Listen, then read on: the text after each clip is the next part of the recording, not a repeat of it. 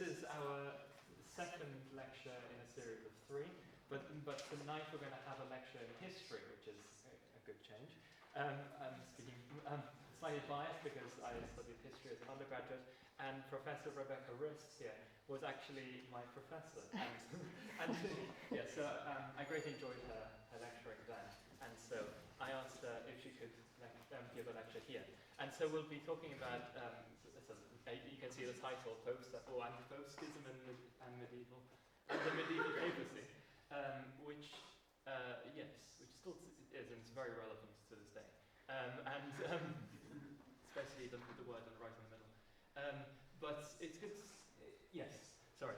You have studied lots about Jewish and Christian relations in the Middle Ages and the papacy, and so your books include the papacy and crusading in Europe, and the Cathars and the Albigensian Crusade, a Sourcebook. And you are currently working on a new book as well, and on a monograph addressing the medieval papacy and heresy. Yes. So you're a great person to talk about this sort of thing, and I'm very happy that you're here. Thank you. Thanks, Dominic. Thank you. So I taught Dominic for my Heretics and Popes special subject, which is a third-year module I teach at the University of Reading, and anyway, it's great to see him here.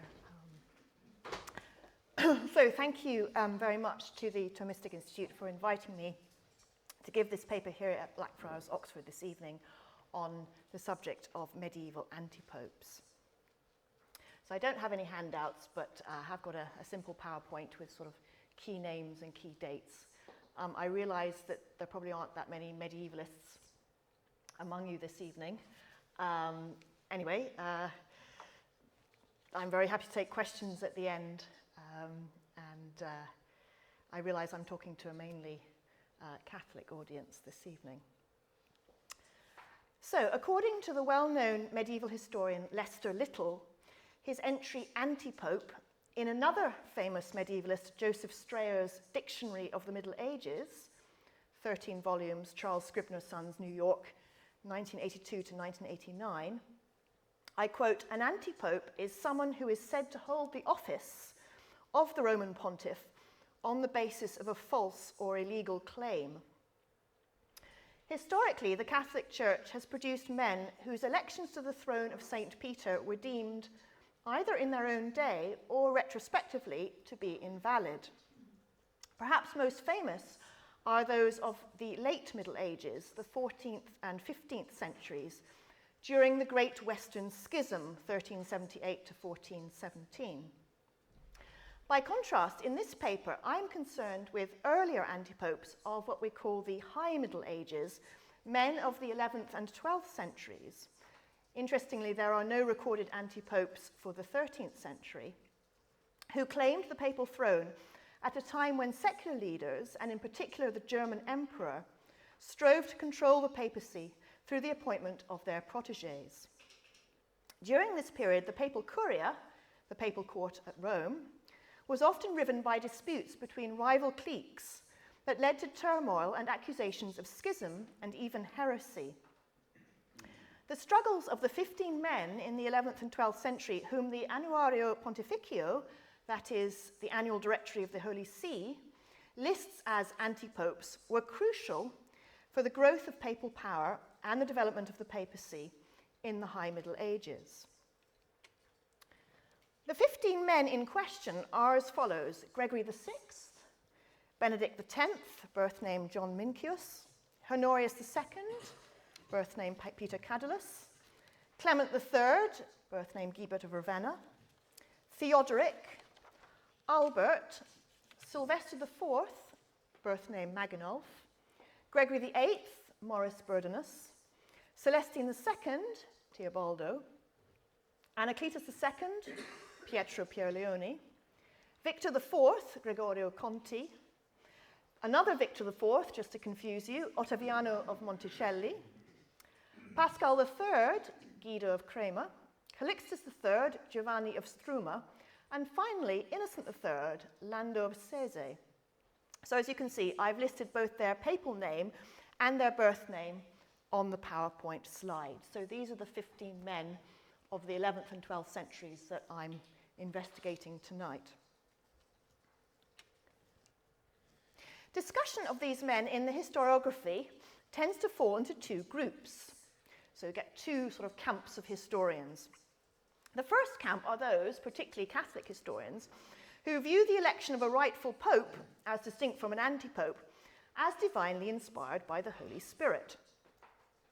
Yet I want to argue that it is rather ridiculous for Catholics, let alone historians, Catholic or other, to think that the Holy Spirit arranges the votes in the College of Cardinals so that the best candidate is always elected. It would be more plausible for a Catholic to suggest that, although there is no guarantee that the choice of pope will reflect God's active will, nevertheless the candidate chosen always accords with God's permissive will. The second camp, a significantly larger group, obviously, are those historians who are much more cynical about the use of the terms pope and antipope. They point out that an election to the throne of St. Peter is an entirely political act, driven by different factions, whether they be coherent parties or less defined interest groups, which takes place in the context of disputes over power and legitimacy. Hence, for this second group, as Lester Little succinctly summarises, the word antipope is, quotes, a hostile term used to discredit the legitimacy of someone who claims, or claimed, to exercise the office of pope. Nevertheless, Lester argues, such a definition is inadequate because there is no clear legal definition of papal legitimacy that is uniformly valid throughout the centuries of papal history.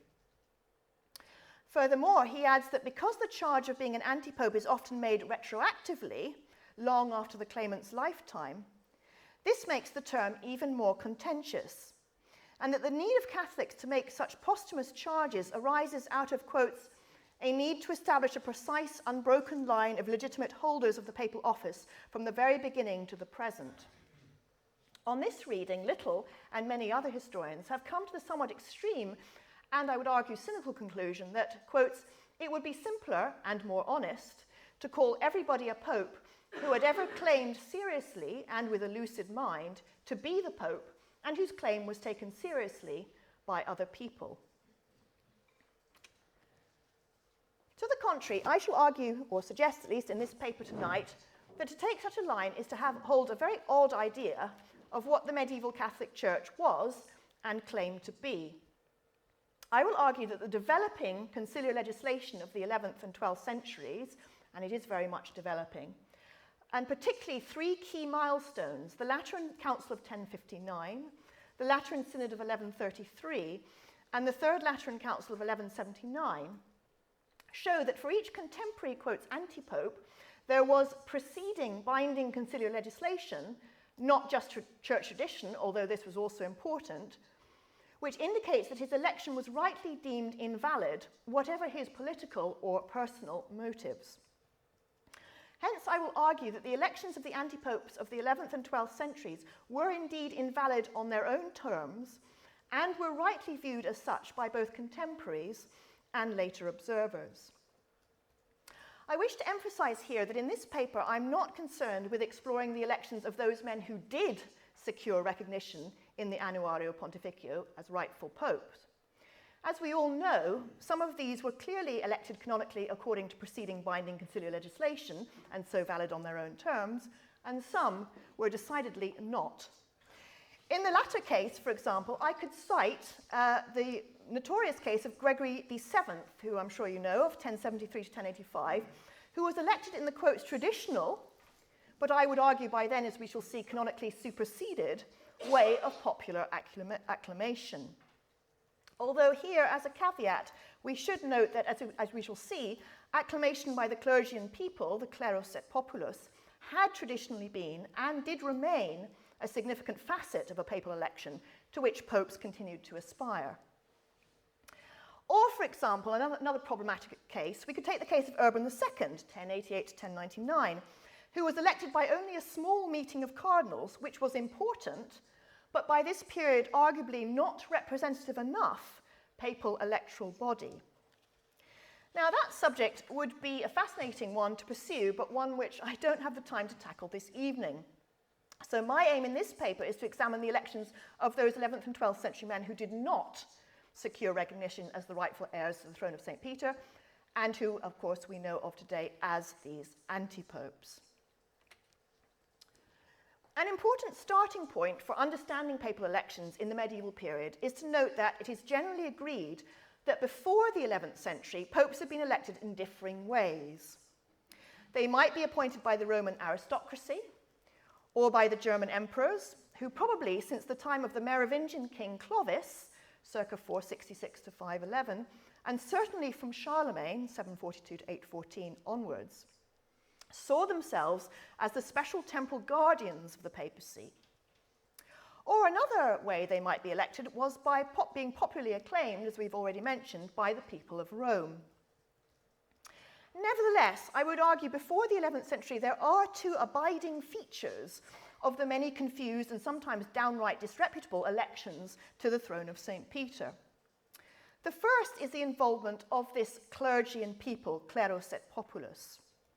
This phrase, dating back to the 5th century, it seems, and very much promoted by papal reformers during the second half of the 11th century, summarizes a number of practices, not least that a pope must be chosen from among the Roman deacons and priests, but should not already be a bishop, that the will of the populace should be a significant factor, although this will was not restricted to that of either the Roman clergy or the Roman laity, and that the workings of the Holy Spirit would inspire unanimous consent amongst both groups.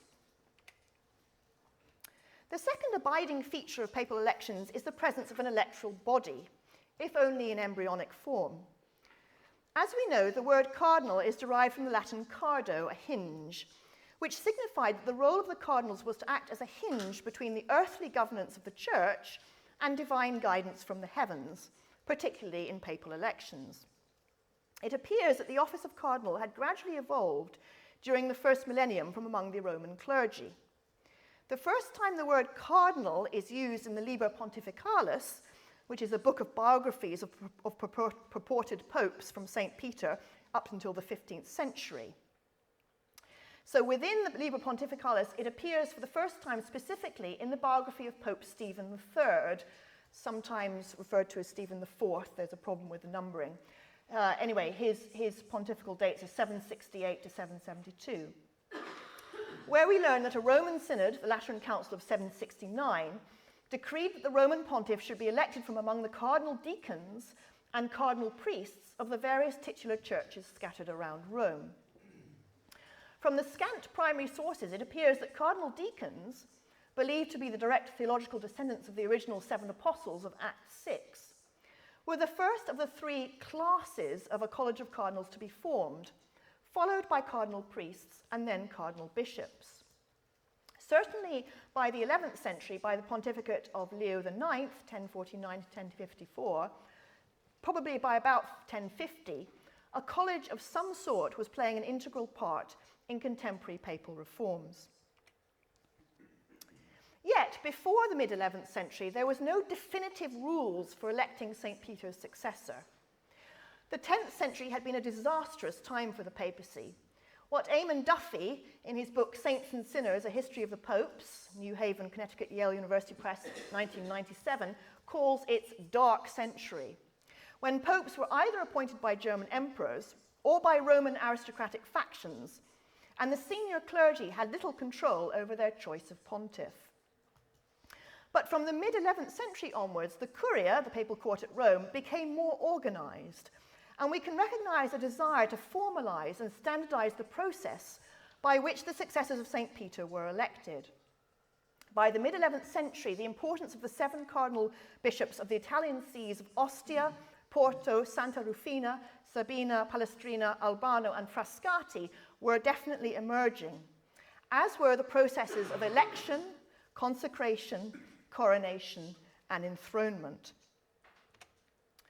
Our first antipope of the High Middle Ages, Gregory VI, reigned very briefly 1012, is regarded by the Catholic Church today as clearly not the rightful pope, because he was only elected by a small faction of the Roman nobility, the Crescenti family, and was not even backed, as I've explained, the contemporary custom, by the German Emperor Henry II.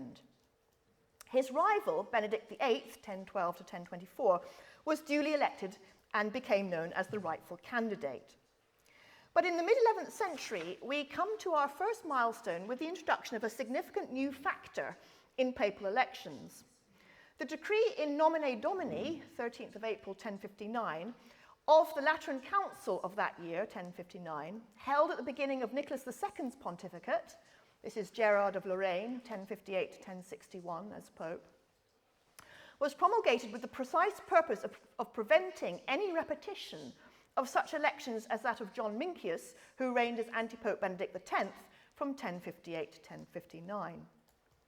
It not only affirmed the legality of Nicholas's own election, but decreed that henceforward the election of a pope was always to be a matter for the cardinals, and particularly the cardinal bishops. The chosen candidate of the cardinal bishops was subsequently to be ratified by the rest of the Romans, both clerical and lay, hence fulfilling the tradition of election by clergy and people, clerus et populus. So the aim of Nicholas's decree of 1059 was ostensibly to prevent past tumultuous elections by the Roman nobility, as witnessed in this early election we have mentioned of Antipope Benedict X. Yet it also, I would argue, significantly decreased the power of the German emperors over the electoral process. Although in the decree it spoke of, quotes, due honour being served to the German king, that was merely a sop, since even under the kindest interpretation, he now had at best, I would argue, a policing rather than an essential role in proceedings. A version of the decree of 1059 later circulated, claiming that the council had given a defining consensual role to the emperor, an idea even believed by papal reformers such as Bishop Bonizo of Sutri. Yet historians have recently shown that this was no more than a pro-imperial forgery. Hence, the subsequent election of the next 11th century antipope Peter Cadalus, who reigned as Honorius II from 1061 to 1064, appears clearly to have flouted recently enacted conciliar legislation, namely the decree of Nicholas II of the Lateran Council of 1059. Thus, through this decree of Nicholas II of 1059, we see the undoubted emergence of a defined college of cardinals with the power to appoint a pope. This was the first significant milestone in the proper organising of a papal election process. The cardinals were to treat, quotes, most diligently together concerning the election, and, quotes, summon immediately the cardinal clerics of Christ, a reference to the cardinal priests and cardinal deacons. Although not explicitly stated, and perhaps left deliberately vague, historians have argued that this meant that henceforward the cardinal bishops enjoyed greater voting weight, and that only after their preliminary decision had been made were the other cardinals then to be involved. Hence, we appear to see the idea of the primacy in the election of the pars senior, as it was referred to, literally the senior part, i.e. the most important part of the College of Cardinals, namely the cardinal bishops. Furthermore, only after the cardinals voted were, quotes, the rest of the clergy and the people to, quotes, approach to consent to the new election. In other words, to have the right of assent to, and note not to reject, the choice. Thus, although the Lateran Council of 1059 did not have the formal ecumenical, if you like, weight of later Lateran councils, Lateran I, 1123, Lateran II, 1139, Lateran III, 1179, Nicholas II's decree was nevertheless an extremely significant piece of conciliar legislation, which could never in good faith, I would argue, be subsequently ignored. Antipope Guibert of Ravenna, who reigned as Clement III in 1080, and then again from 1084 to 1100, was appointed by the German Emperor Henry IV, a clear flouting of this decree of the Lateran Council of 1059. Antipopes Theodoric, Albert, Sylvester, and also Antipope Gregory VIII were all creatures of German emperors Henry IV and Henry V. Antipope Celestine II, who briefly reigned in 1124, although originally canonically elected by the College of Cardinals in accordance with the recent decree of the Lateran Council of 1059, willingly resigned after only 1 day in office, and most importantly, before he had been formally consecrated Pope. His resignation was to prevent the threat of schism caused by the ensuing political upheaval among the cardinals, which his election had provoked. The second milestone, I would argue, in the proper organisation of a papal election process appears in the mid-12th century. In 1130, Pietro Pierleoni took the pontifical name Anacletus II, and he is antipope from 1130 to 1138. He's a very interesting case. He was elected by a majority of cardinals to the throne of St. Peter, was backed by Roger II, the King of Sicily, and it appears supported by most of the Roman populace. Crucial to him was not just the support of the Roman Pierleoni family and the aristocracy, but also of one of the 7 cardinal bishops, Pietro of Porto. There was, however, another important claimant to the papal throne, Gregorio Papareschi, deacon of Sant'Angelo, the future Pope Innocent II, 1130 to 1143. The previous Pope, Honorius II, 1124 to 30, when dying, had decided to influence the choice of his successor. He therefore entrusted the election to a committee of 8 cardinals, and it was secretly, it seems, agreed that whoever was elected pontiff by this committee, or at least by the pars senior, the senior part of it, should be the rightful pope, and that a sentence of anathema should be proclaimed against any who opposed the choice. Members of both the Roman Pierleoni and Frangipani families may also have sworn to this scheme before the Committee of Cardinals.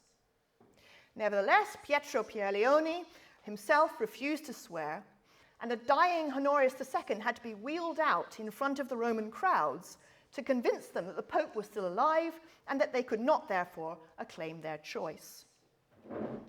We should note here that Cardinal Aymeric de Bourgogne, who was papal chancellor from 1123 to 1141, played a pivotal role in this particular papal election, leading the designated committee of cardinals to ensure that immediately after Honorius II's death, indeed the day after, on the 14th of February 1138, his candidate, Innocent II, also supported by the Frangipani family, should be consecrated as pontiff. We should also note that this act was in direct breach of an important 7th century ruling of a Roman synod held in 607, which forbade the opening of a pope's election until the 3rd day after his predecessor's burial. Although lack of evidence means we cannot know that this injunction had always been carried out in subsequent elections from the 7th century onwards, it does appear that it was widely agreed that at the very least it was bad form to try to ensure too hasty an election. What of the committee of 8 cardinals established by Honorius II?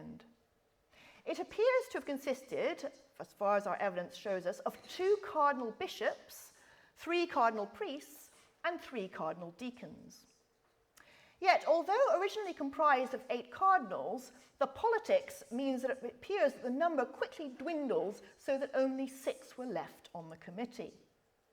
Only 1 cardinal bishop, Pietro of Porto, supported Anacletus II. The majority of the committee, and also it appears the pars senior, the senior part, elected Innocent II. This suggests that, in light of the decree of the Lateran Council of 1059, the pars senior played the decisive role, Innocent II's election by the committee was valid, Anacletus II's was not. Nevertheless, of course, it might well be argued that the phrase pars senior, senior part, was not originally, by the original decree of 1059, intended to refer to such a committee, but rather to the College of Cardinals as a whole.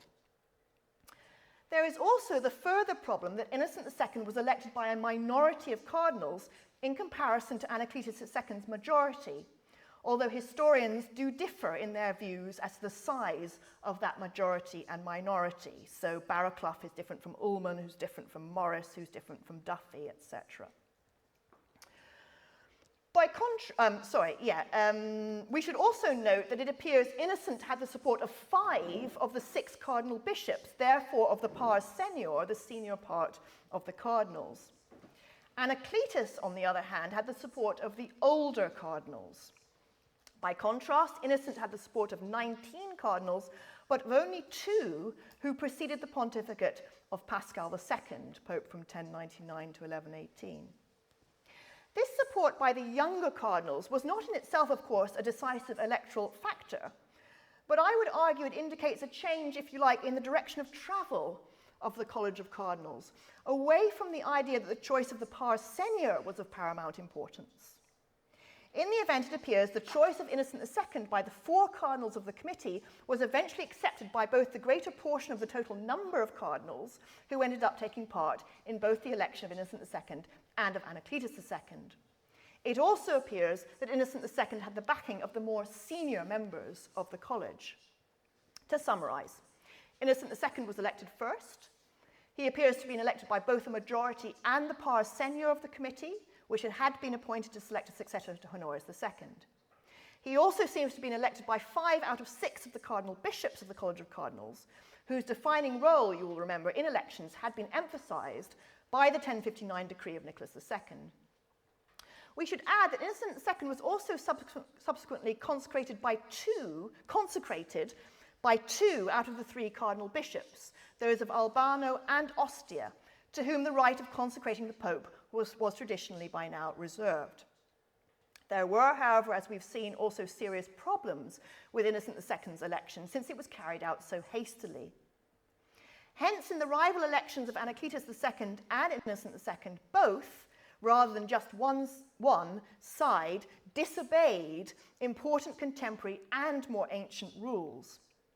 But most importantly, in the case of Anacletus, the decree of Nicholas II of the Lateran Council of 1059 was not properly followed, and so, according to the most recent conciliar legislation concerning papal elections, his election, I would argue, was invalid. Close call, but was invalid.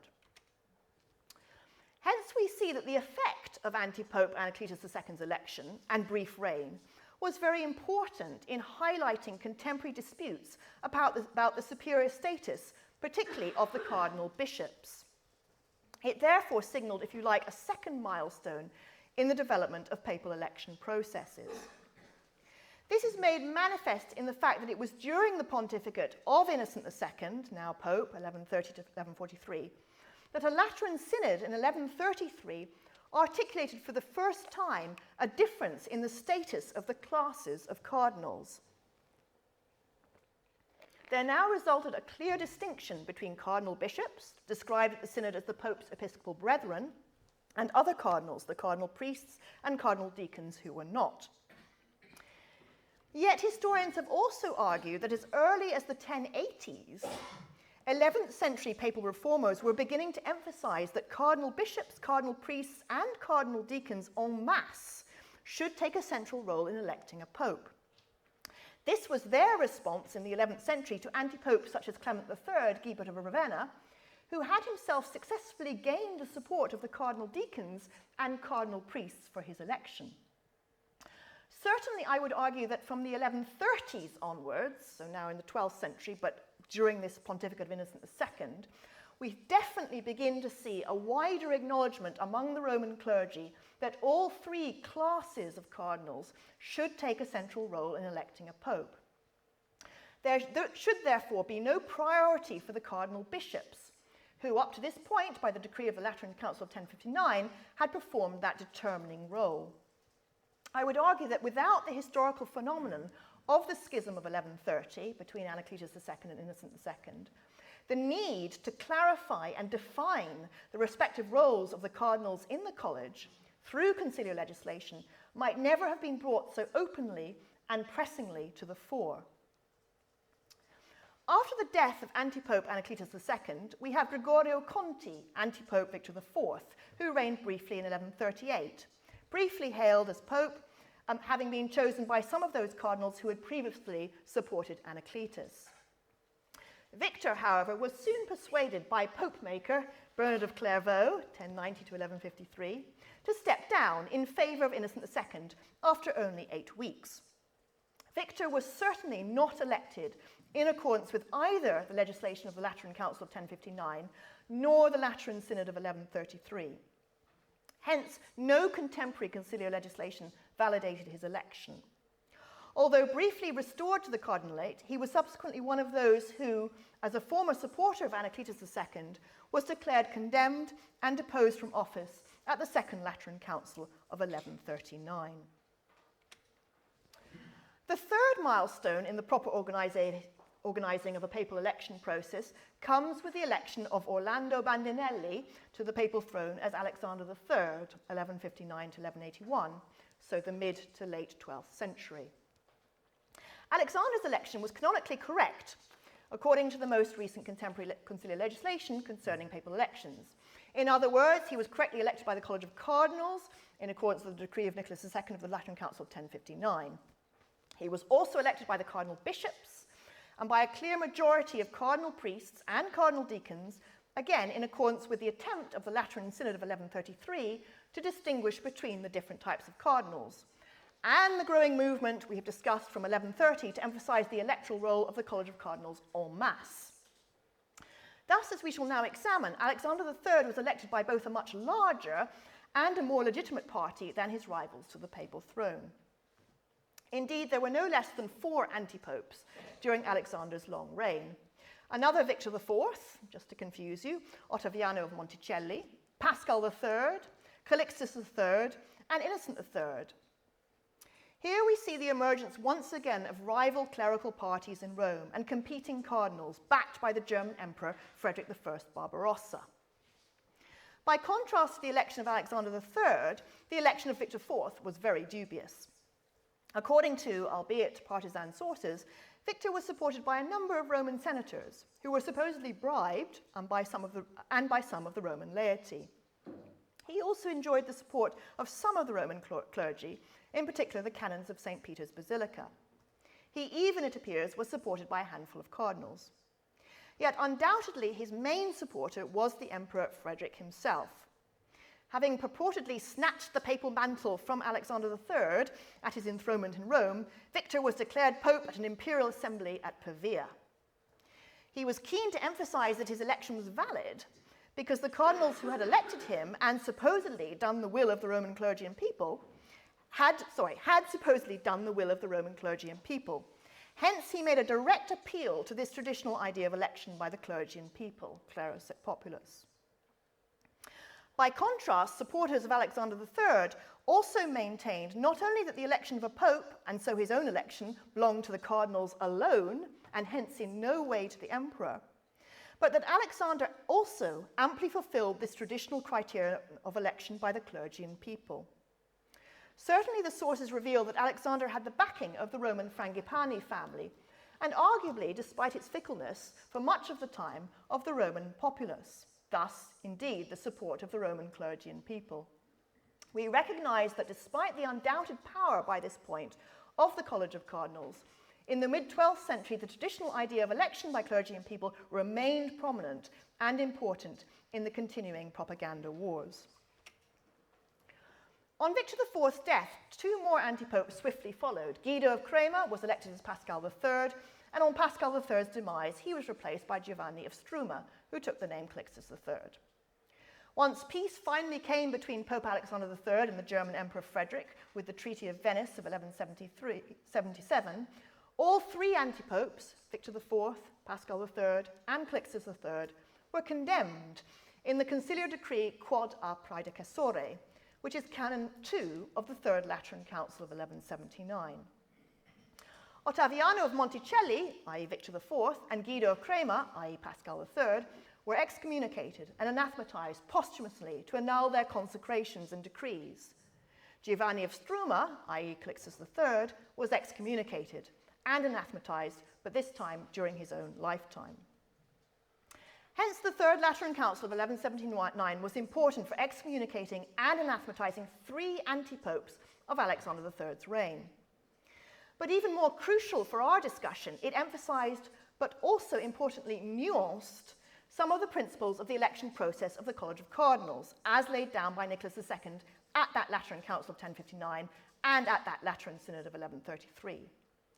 Whereas, as we have seen, those councils had emphasized in turn the role of the cardinal bishops in the electoral process and the distinctions between different classes of cardinals, by contrast, Lateran III emphasized the college as a whole, clearly defining the cardinals collectively as one united sole electoral body. Thus, the growing movement we have identified from 1130s onwards to emphasize the electoral role of the College of Cardinals en masse was now finally firmly articulated and defined. Furthermore, the conciliar decree Licet de Evitanda, Canon 1 of Lateran III, now definitively declared for the first time that a 2/3 majority of cardinals was needed for the election of a pope. Hence, the legislation of Lateran III not only emphasized the defining role of the College of Cardinals, but arguably lessened the traditional role of the clergy and people, clerus et populus, as an important part in the electoral process. And perhaps most importantly, it allowed no canonical role for the German emperor, either active or passive, in papal elections. Indeed, in order to cement the College of Cardinals as the sole electoral body even further, it also ruled that from now on, only cardinals could be elected pope. Following Lateran III, Alexander III's pontificate was troubled only once more by a contender for the papal throne, Antipope Innocent III, Lando of Sese.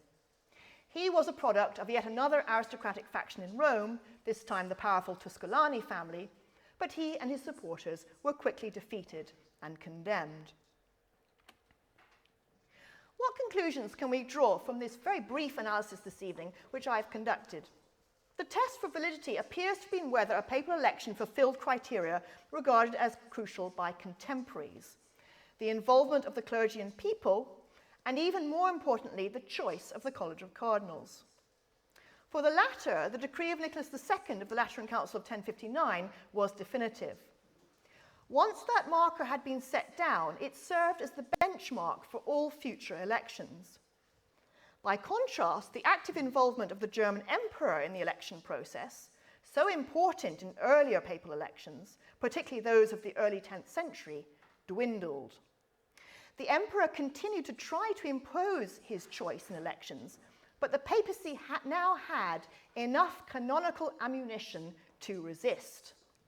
From 1059 onwards, the College of Cardinals, present in some shape or form in Rome since, if you remember, at least the 8th century, must now always play a decisive role. Under the guiding hand of the Reformed papacy, this view was to prevail, and for contemporaries to become the most important factor in a papal election. Opposing factions might appeal to the idea that the emperor should be the deciding element, but now that was an appeal easily countered. Furthermore, the Lateran Council of 1059 ensured that the cardinal bishops were to play the leading role in any election, and this remained an extremely important part of future decisions. As time went on, however, there was a weakening of the idea that they alone were pope makers. Gradually, as we have noted, more attention began to be paid to the College of Cardinals as a whole, that is, to the entire body of cardinal bishops, cardinal priests, and cardinal deacons. Sometimes there were appeals from contrary factions, one citing the assent of the cardinal bishops to proclaim the validity of their candidate, the other citing a majority of cardinals being in their favour for the validity of theirs. As we've seen, this was a major cause of contention in the rival election process of 1130 between Anacletus II and Innocent II. Indeed, it was as a result of a long series of recent antipopes, and this rival election of 1130 in particular, I would argue, that the senior clergy of Rome came to conclude that a greater emphasis must be placed on the voting powers of the College of Cardinals as a whole. By emphasizing the importance of the 2/3 majority, the Third Lateran Council of 1179 weakened the power of the cardinal bishops. Hence, by the time of Lateran III, we see in its legislation a definite emphasis on the cardinals as not only the sole, but also the collective electoral body. Just as the revolutionary 11th century papal reformers gradually persuaded both clergy and people that the emperor's approval was not crucial to papal elections, but that of the College of Cardinals was, so in time their 12th century successors changed perceptions of and expectations about the role of the cardinals in the college itself. So, ironically, it was the election of a series of antipopes which helped the papacy develop its papal election processes, and hence, of course, redefine and renew itself during the 11th and 12th centuries. Such elections were important in engendering reform because they brought many problems associated with papal elections firmly to the fore. They forced the popes, the Roman Curia, and indeed the church more widely, to re-examine the role of the emperor, the role of the cardinals, and the roles of the constituent parts of the College of Cardinals. If there had been no disputed elections and no anti-popes, there would have been no impetus for careful thought about how the papacy justified its election processes. This, I would argue, would have been left in much the muddled state of the cathedral chapters in their elections of archbishops and bishops. Hence the increasing status afforded to the Pope in the West as not only the Bishop of Rome, but the universal primate, and which caused such divisions over his appointment, sharpened the urgent need to set clear rules over his election.